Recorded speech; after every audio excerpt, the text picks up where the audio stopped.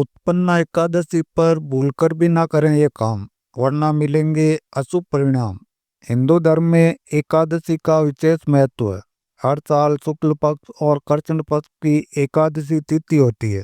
हर एक एकादशी तिथि का अपना अपना महत्व है। ऐसे ही मार्गशीर्ष मास के कृष्ण पक्ष की एकादशी तिथि उत्पन्ना एकादशी के नाम से जानते हैं। ये एकादशी तिथि काफी खास है। इस दिन भगवान विष्णु की विधिवत पूजा करने के साथ साथ व्रत रखने का भी विधान है। पौराणिक कथाओं के अनुसार भगवान श्री कृष्ण ने समय अपने परम मित्र सुदामा को इस व्रत के महत्व के बारे में बताया था। इस बार एकादशी तिथि 2 दिन होने के कारण असमंजस की स्थिति बनी हुई है। आइए जानते हैं उत्पन्ना एकादशी की तिथि, शुभ मुहूर्त और धार्मिक महत्व। कब है उत्पन्ना एकादशी? मार्गशीर्ष मास के शुक्ल पक्ष की एकादशी तिथि 26 नवंबर को सुबह 1:01 से आरंभ हो रही, जो 27 नवंबर की सुबह 3:47 पर समाप्त होगी। ऐसे में उदया तिथि के हिसाब से उत्पन्ना एकादशी का वर्ष 26 नवंबर को रखा जाएगा। उत्पन्ना एकादशी पारण का समय 27 नवंबर को दोपहर 1:12 से दोपहर 3:18 पर किया जाएगा। उत्पन्ना एकादशी का महत्व। हिंदू धर्म में उत्पन्ना एकादशी का विशेष महत्व है। पौराणिक मान्यताओं के अनुसार इस दिन भगवान विष्णु के अंश से एक देवी उत्पन्न हुई थी, जिन्हें एकादशी कहा जाता है।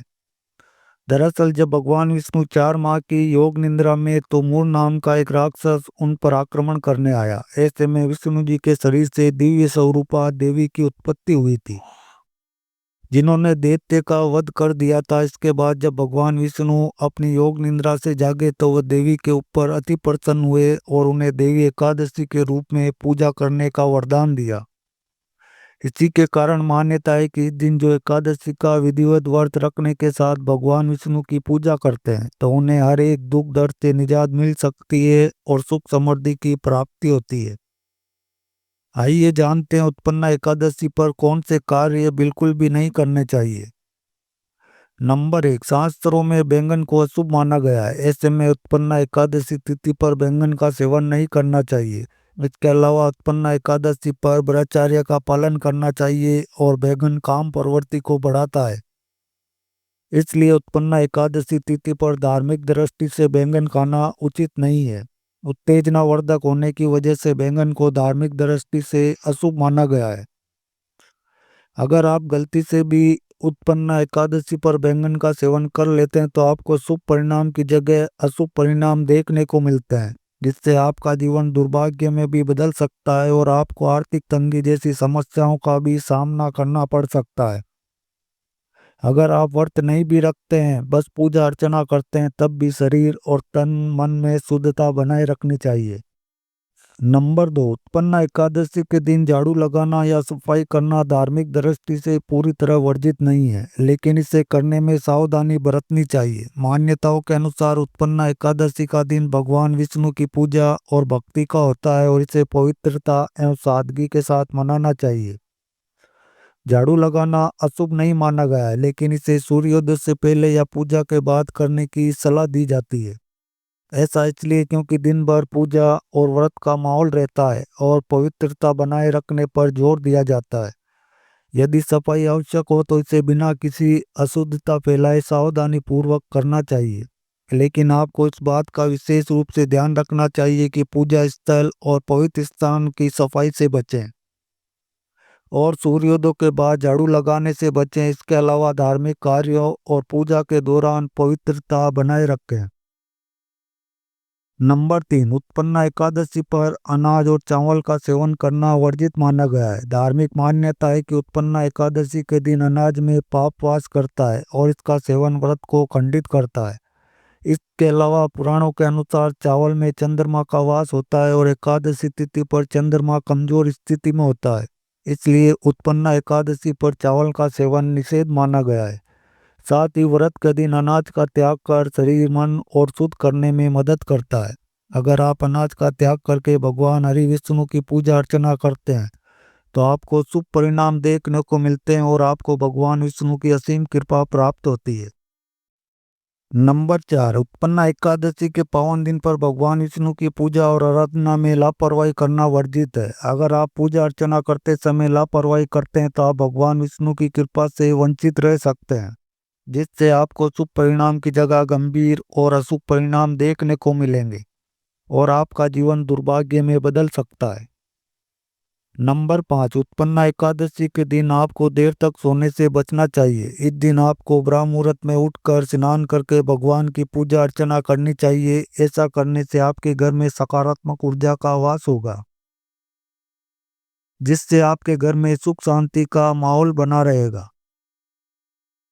नंबर 6, उत्पन्ना एकादशी पर दान पुण्य का विशेष महत्व होता है। उत्पन्ना एकादशी के दिन किसी भी जरूरतमंद को दान न देना अशुभ माना जाता है।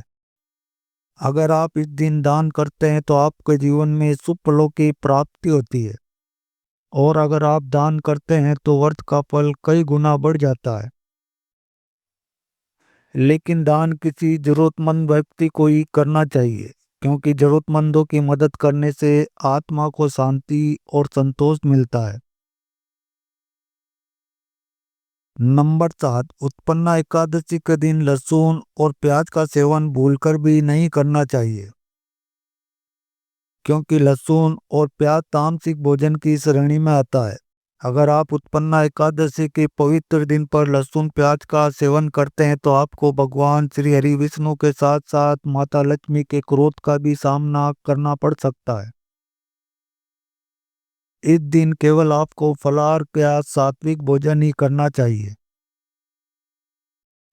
नंबर 8, ज्योतिष शास्त्र में काले रंग को अशुभ माना जाता है। ऐसे में आपको उत्पन्ना एकादशी के दिन भूलकर भी काले रंग के वस्त्र नहीं पहनने चाहिए और ना ही काले रंग के वस्त्र की खरीदारी करनी चाहिए। यदि संभव हो तो भगवान विष्णु की पूजा पीले वस्त्र पहनकर ही करनी चाहिए, और इसी प्रकार पूजा में पीले पुष्प, पीले फल, पीली मिठाई आदि का भोग भगवान विष्णु को लगाना चाहिए। इसके अलावा ये भी कहा जाता है कि भगवान श्री हरि विष्णु की पूजा में लगाया जाने वाला भोग तब तक अधूरा माना जाता है जब तक आप उसमें विष्णु प्रिय माने जाने वाली तुलसी दल साथ में नहीं चढ़ाते हैं।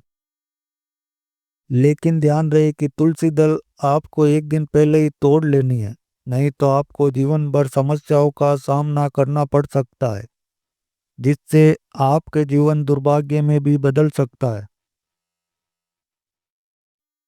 नंबर 9, तुलसी को भगवान विष्णु अति प्रिय है और भगवान विष्णु को भी तुलसी अति प्रिय है। इसलिए आपको इस बात का विशेष ध्यान रखना चाहिए कि एकादशी के दिन तुलसी में जल नहीं देना चाहिए और इस दिन तुलसी का सेवन भी नहीं करना चाहिए। मान्यता है कि तुलसी जी भी इस दिन व्रत रखती है।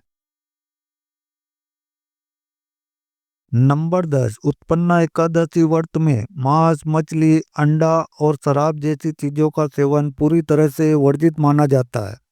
मांसाहार और शराब का सेवन मानसिक और शारीरिक अशुद्धि का कारण बनता है। भगवान विष्णु की पूजा करते समय शुद्धता और पवित्रता का पालन करना अनिवार्य है, और मांस, शराब का सेवन व्रत को अपवित्र करता है। इसके अलावा मांसाहार और शराब से परिवार में अशांति का वातावरण भी बन सकता है। नंबर 11, उत्पन्ना एकादशी व्रत के दिन भूलकर भी जुआ नहीं खेलना चाहिए। धार्मिक मान्यताओं के अनुसार ऐसा करने से व्यक्ति के वंश का नाश होता है और घर में अलक्ष्मी का वास हो जाता है। इसके अलावा उत्पन्ना एकादशी के दिन भूलकर भी चोरी नहीं करनी चाहिए। कहा जाता है कि इस दिन चोरी करने से 7 पीढ़ियों को उसका पाप लगता है, साथ ही पूरे वंश का भी नाश हो जाता है। नंबर 12, उत्पन्ना एकादशी पर तीखे और मसालेदार भोजन का सेवन भी नहीं करना चाहिए। उत्पन्ना एकादशी पर ज्यादा तीखा और मसालेदार भोजन का सेवन करना अशुभ माना गया है। नंबर 13, उत्पन्ना एकादशी के दिन पर झूठ बोलने, धोखा देने और छल कपट करने से भी बचना चाहिए। झूठ और छल किसी भी धार्मिक कार्य को खंडित करता है। इसके अलावा झूठ और कपट मन को अशांत करते हैं, जिससे भगवान की भक्ति में बाधा उत्पन्न होती है। साथ ही झूठ बोलने और धोखा देने से सामाजिक रिश्तों पर नकारात्मक प्रभाव पड़ता है। इसके अलावा इस दिन नाखून, बाल या दाढ़ी नहीं कटवाने चाहिए। साथ ही व्रत के दिन मन को शांत रखना चाहिए और क्रोध से बचना चाहिए, अन्यथा नकारात्मक ऊर्जा आप पर हावी हो सकती है। उत्पन्ना एकादशी पर क्रोध करना और झगड़ा करना वर्जित होता है। आपको इस दिन किसी से भी वाद विवाद नहीं करना चाहिए, क्योंकि क्रोध और वाद विवाद मन को, आत्मा को अशांत करते हैं, जिससे भक्ति में रुकावट आती है। इसके अलावा इस दिन झगड़ा करने से पारिवारिक और सामाजिक संबंध खराब हो सकते हैं। साथ ही भगवान श्री हरि विष्णु भी आपसे नाराज हो सकते हैं, जिससे आपको जीवन में अशुभ परिणाम देखने को मिल सकते हैं। इसके अलावा आपको उत्पन्ना एकादशी पर किसी से भी अपशब्द या बुरा व्यवहार नहीं करना चाहिए। आपको दूसरों के प्रति अच्छा व्यवहार रखना चाहिए। उत्पन्ना एकादशी के दिन सभी के प्रति प्रेम और आदर का भाव रखना चाहिए।